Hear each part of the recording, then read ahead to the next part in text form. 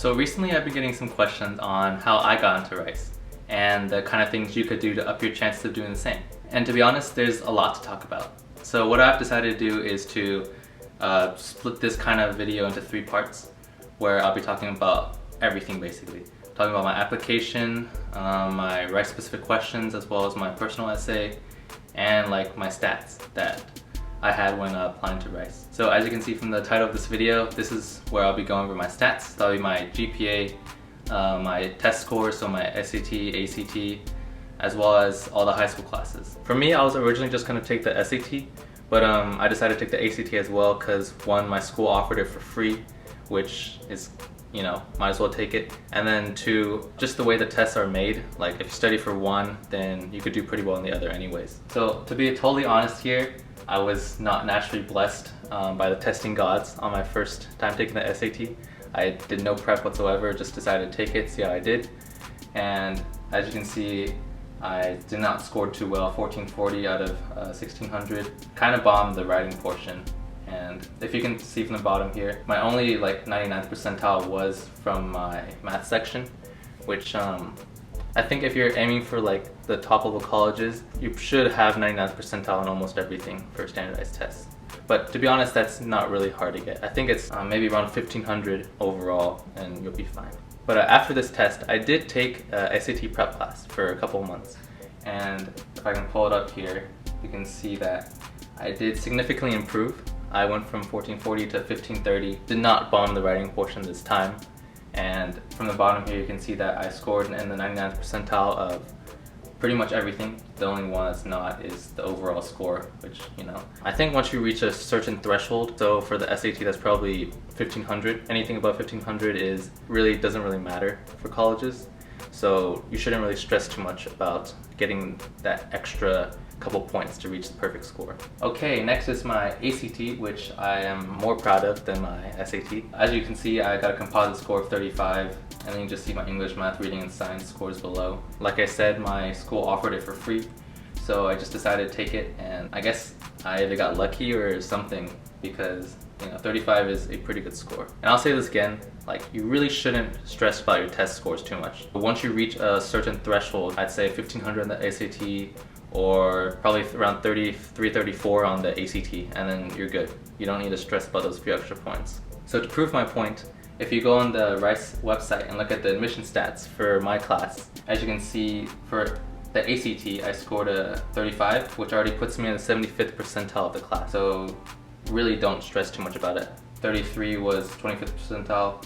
So yeah, around 34 is probably a good enough score to where you don't have to worry about those 2 extra points. And I will say that I could have just submitted my ACT, but the reason I submitted both, even though my SAT was worse, was that I just wanted to show colleges that I did take the time to improve my SAT score, which I don't know if it helped me or not, but you know, if there's not too much of an imbalance between the 2 scores, I say just go ahead and submit both of them. And just as a side note, our school also participated in the PSAT, which for those of you who don't know what it is, it pretty much is just a SAT that you take, I think, your sophomore year in high school.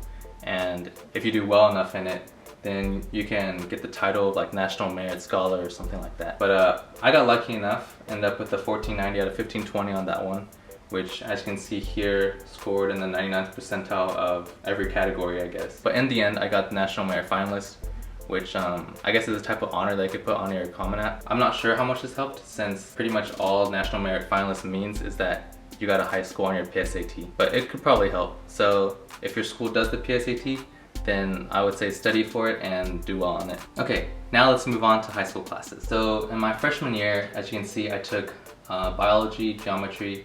I took one AP class, which was AP Human Geography, and then I was in band for all 4 years, so you'll see band on there every time. I took Spanish 1 and my English class, as well as a professional communications class, which we all had to take. And as you can see, I got A's for both my first and second semester, which was pretty nice. For AP Hug, I did take the AP test. I think I scored, I don't really remember, but I'm pretty sure it was like a 4. Rice doesn't take AP Hug anyways, so it didn't really do anything for me. So next year, I decided to amp it up a little bit.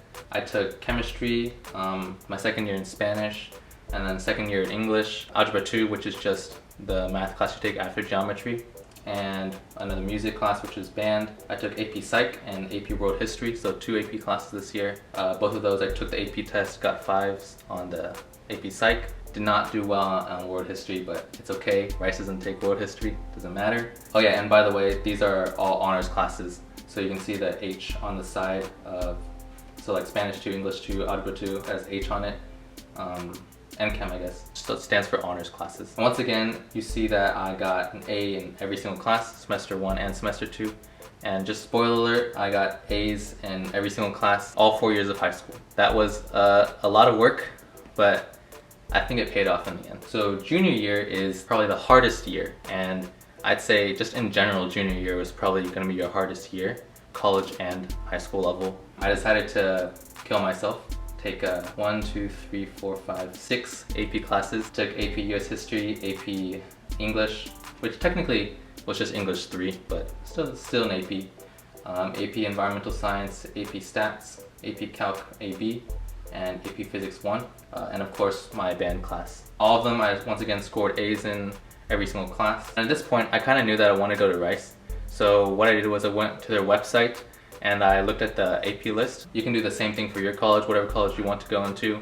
Make sure before you take the AP test, check to see if they accept it, and check to see if it really counts towards anything. So for me, environmental science and AP Lang, it didn't really count towards anything. You still had to take a language class in college either way. So I didn't take those two. So for me, I took AP US History, I took AP Stats, and Calc AB. All of those I got a 5 on, except for US History. Honestly, I'm not good at history. So let's just move on, not talk about history. So my senior year, I actually don't have a list of classes on here because this transcript came from my end of junior year, which meant that obviously it doesn't show any senior year classes, but I do have them in my head. And if what I recall, I took AP Macroeconomics, AP English 4, which is just the next step after English 3, AP Government, AP Physics 2, AP Biology, because I actually applied as a bioengineering major. I was gonna be a doctor, but decided not to later on. And AP Calc BC, and of course band. So overall I ended up with a 5.58 on a 5.0 scale. That put me 26th, I believe, out of a class of around 800 students by the time I submitted my application. But yeah, that was a quick rundown of the stats that I had when I was applying to Rice. Before I end this video, I do want to mention that you don't need to be so academically proficient. There were plenty of other people that were smarter, I thought were smarter than me and did better in classes. There are a lot of things that college is looking for. Academics is just one perspective that they look at. So for Rice, I know they mentioned this whole holistic review thing. I do believe that's true. They don't just look at your academics, they look at your extracurriculars as well as your essays, which all of that I'll be going over in the next video or the video after that. But yeah, I'll be working on that. And for those of you who are waiting on college applications, college results in, I'm not sure how long, a couple months maybe, I will say good luck to all of you guys.